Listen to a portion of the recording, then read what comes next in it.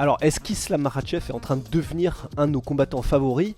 Alors, peut-être pas non plus, mais en vrai, et c'est la réflexion qu'on se faisait avec Guillaume qui pourra malheureusement pas être là pour ce podcast, mais c'est que franchement il fait tout tellement bien, en plus maintenant d'avoir les performances sportives qui font que de toute façon personne ne peut plus douter de la puissance d'Islam Makhachev.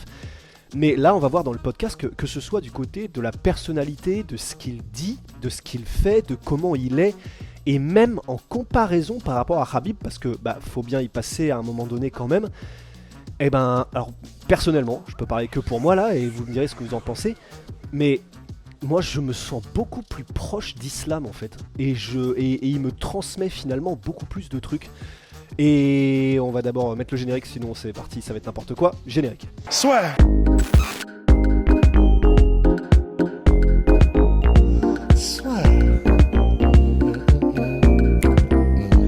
Entre dans l'octogone avec Unibet.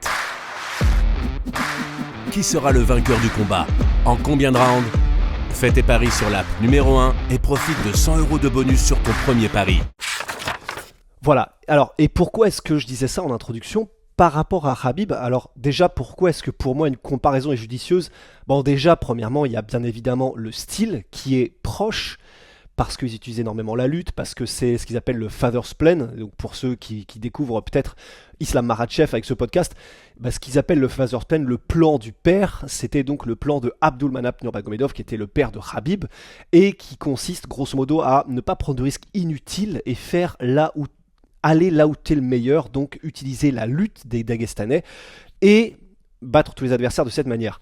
Donc il fait ça aussi, Islam Makhachev, il utilise sa lutte pour mettre la pression, faire peur et gagner des millisecondes, même dans le combat debout, parce que l'adversaire saura qu'il doit faire attention à ne pas être mis au sol, parce qu'une fois au sol, vous êtes mort contre Islam Makhachev. On a même vu que Charles Oliveira, même s'il dit qu'il n'était pas dans un beau jour, en tout cas, ce qui est sûr, c'est qu'il n'a rien pu faire contre Makhachev. Et la raison pour laquelle ce podcast, vous êtes en train de le regarder, pour laquelle il existe, c'est parce que vraiment, je voulais faire une petite vidéo sur qu'est-ce qu'il fait de bien Islam Makhachev et ce qui fait qu'il force le respect. C'est-à-dire que on peut ne pas l'aimer parce qu'on le trouve un peu chiant au micro, on peut ne pas l'aimer parce qu'on n'aime pas le style Daghestan avec grosse emphase sur la lutte, mais en réalité, je trouve que ça devient de plus en plus difficile, même pour ces raisons-là. Parce que du point de vue de la personnalité, du point de vue de son aisance au micro, en fait, en réalité, là, vraiment, de plus en plus, et je me faisais la réflexion là, quand j'écoutais ses conférences de presse, quand il est tout seul, ou même lorsqu'il est là avec Volkanovski, dans la conférence de presse où il y a tout le panel, il sourit. Bon, c'est con, hein, mais déjà, les comparaisons, les personnalités sont différentes, donc les comparaisons, je sais qu'elles sont bancales, mais comparé par exemple à Khabib qui ne parlait pas beaucoup non plus, qui limitait quand même le trash talk, juste Khabib, moi parfois j'avais l'impression qu'il se faisait chier en fait dans les conférences de presse. J'avais vraiment l'impression qu'il était là, mais que ça l'ennuyait au plus haut point d'être là. Et alors on sait que c'est le cas pour beaucoup de combattants, il le cache pas, même Georges Saint-Pierre disait répéter tout le temps la même chose, c'est ennuyeux, c'est pesant, on a envie d'être autre part au bout de la 15e fois qu'on aurait répondu, alors qu'est-ce que tu vas lui faire? Mais je sais pas, il a une fraîcheur, Islam Makhachev, qui fait que pendant la conférence de presse avec Volkanovski, il était bien, alors qu'il est en wake-up, et probablement que là c'est le moment où c'est le plus dur, très souriant. Quand il y a eu le face-à-face avec Volkanovski, il commence à se marrer, il commence à se toucher à Boden, probablement en se vannant et les muscles, en mode bon alors comment t'es physiquement, machin. Et de plus en plus, perso, je commence à adorer ce côté chill de Makhachev. Et qui pourtant, et c'est pour ça qu'il a vraiment tout ce qu'il faut pour que ce soit un combattant qu'on adore de manière universelle, c'est pas possible, mais qui touche le plus de monde possible, c'est que il a ça, donc il va quand même faire du trash talk, même s'il est très souriant et sympathique. Franchement, il est vraiment sympathique comme gars. Par exemple, là, il y a Bobby Green qui lui a dit qu'il était sous stéroïdes, et Makhachev a répondu, tranquille, mais il a quand même répondu: non mais moi je suis pas comme toi bourré la moitié du temps, je fais pas de saloperies, moi c'est juste que je m'entraîne tout le temps et c'est pour ça que personne peut me tester. Grosso modo, enfin il a quand même dit du coup t'es toujours bourré machin. Mais donc il hésite pas à mettre des taquets quand il faut mettre des taquets, ce qui est quand même plaisant et ce qui le rend sympathique plutôt qu'un paillasson humain auquel on peut tout dire et qui répondrait par des sourires un peu benets, etc. C'est pas son cas à Makhachev. Et du coup il y a ça. Du côté même anglais, il parle de mieux en mieux anglais. Et il y a des moments pendant la conférence de presse là en Australie, à Perth, où les Australiens parlaient anglais avec l'accent australien, ce qui n'était pas évident pour un non-natif. Et ben il comprend tout parfaitement. Alors ça, on sait que c'est pour le coup Khabib qui est un mastermind sur tout ce qui est communication aussi en plus du combat, qui disait à tous ses combattants vous devez parler anglais. Makhachev l'a fait, il a suivi ça à la lettre.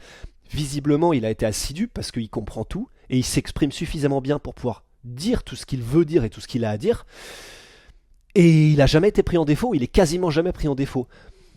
Donc ça, c'est déjà du point de vue de tout ce qui est oratoire. Ensuite, il fait tout ce qu'il faut. Là, il est allé chercher le numéro 1 pound for pound parce que il sait que 1, comme ça, il prend son classement. En plus, il lui met un petit 1 juste après le nombre de victoires en lui donnant, on espère pour Islam. Nous, qu'est-ce qu'on a dit nous déjà? Je sais plus. On a dit Makhachev. On a pronostiqué Makhachev. Mais en tout cas, là, il va essayer de donner la première défaite à Volkanovski en carrière, même pas que à l'UFC. Ensuite, il veut aller, une fois qu'il aura fait ça, défendre sa ceinture. Et une fois qu'il aura défendu sa ceinture lightweight, il veut monter en welterweight, ce que n'a jamais fait Khabib. Et encore une fois, je sais qu'on dresse des comparaisons. C'est pas juste parce que Khabib a dû partir plus tôt à cause du serment fait à son père et sa mère. Mais quand même, c'est-à-dire que du point de vue de spectateurs, du point de vue de nous, de là où on est, de là où on regarde, c'est quand même vachement plus intéressant. Quelqu'un qui direct, il dit voilà ce que je vais faire, voilà tous ceux que je vais raser, voilà les différentes catégories où je vais aller faire une politique terre brûlée, et en avant, et il le fait. Et ça, même s'il était désagréable du point de vue de la personnalité, c'est quelque chose de toute façon qui force le respect quoi qu'il arrive. Parce que c'est quelqu'un qui a connu en plus la défaite, ce qui le rend plus humain. Alors c'est pas forcé pour qu'on se sente proche de quelqu'un, mais ça le rend quand même plus humain. Je me souviens que Fedor, les moments où il avait perdu pour la première fois, hors sa disqualification au tout début de sa carrière, mais quand il avait perdu ses premiers combats au Strikeforce, contre Verdum notamment, il y avait eu une espèce de vague d'amour et de soutien pour Fedor parce que il y a des moments où ça le rend plus humain, on se sent plus proche des gens quand on voit qu'ils connaissent la défaite, qu'ils connaissent le goût du souffre, on n'y arrive plus, c'est plus possible, et qu'ils se relèvent.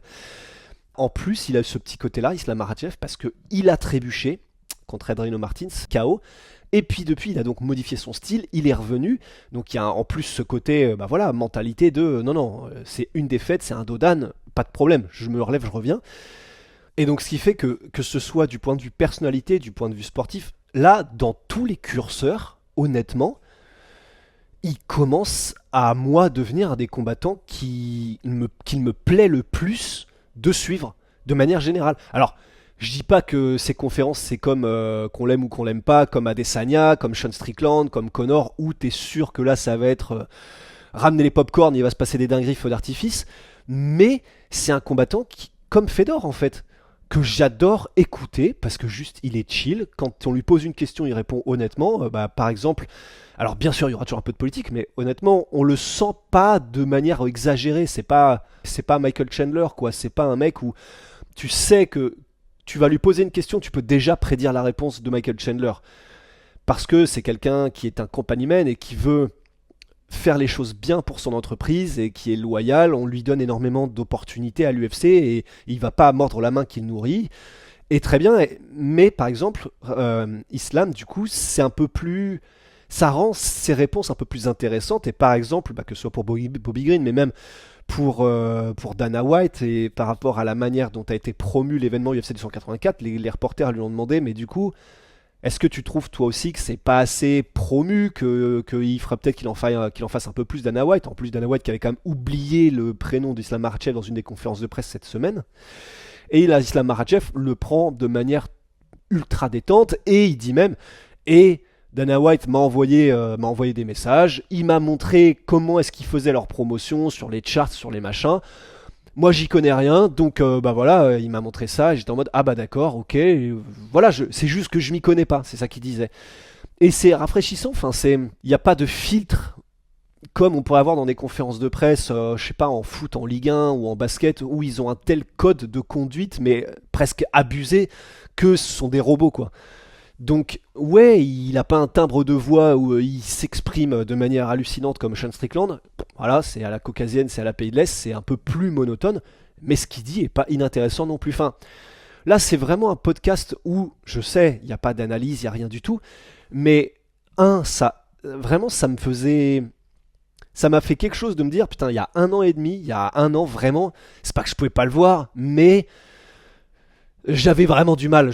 Les conférences de presse, pour moi, elles étaient inutiles. Dans la cage, c'était intéressant, mais c'était pas non plus du must-see TV. C'était pas des trucs, t'es obligé d'être devant la cage, sinon c'est pas intéressant. Et ben là, c'est cette espèce de 180 qui m'a donné envie de faire ce podcast. Et ça me fait penser aussi, parce qu'en termes de combattants tout à fait sympathiques, on en a aussi en France, bien évidemment, et plein. Et là, attention, je vous ai dupé. Enfin non, je vous ai pas dupé puisqu'ils sont sympathiques. Mais ça me permet de... Boum, regardez ça. Avec Onae, on fait les savons on en a fait un avec Morgan, le King Mogo. On en a fait un là, tout récemment, avec Abdul Abdouragimov, récemment double champion de Ares. On en a évidemment un hommage avec le Stockton à Nate Diaz. Et puis la brique, ça peut être quoi. On en a plein d'autres, mais la brique, ça pourrait être Mark Hunt. Voilà, sympathique aussi. Mais voilà, en tout cas, je suis très curieux de savoir ce que vous en pensez, si vous aussi vous avez eu cette espèce de 180 degrés avec Islam, ou si vous le kiffiez depuis le début, ou si vous pouvez toujours pas le blairer, mais pour quelle raison? Parce que vraiment là, je sais pas si je pense pas que ça se transformera en pay-per-view, en chiffre de pay-per-view incroyable, mais ça, c'est vraiment quelqu'un qui devient un des combattants les plus sympathiques, je trouve, du game, en plus d'être ceux qui forcent le plus de respect. Voilà, petit podcast chill. Merci d'avoir suivi MyProtein, 38% et même plus, je crois, en ce moment, notre partenaire. Et voilà, ils ont toujours été extrêmement cool avec nous et c'est un plaisir de travailler avec eux. Je profite que Guillaume soit pas là pour partir complètement en vrille. Merci à tous d'avoir suivi ce podcast. À la prochaine et puis ciao!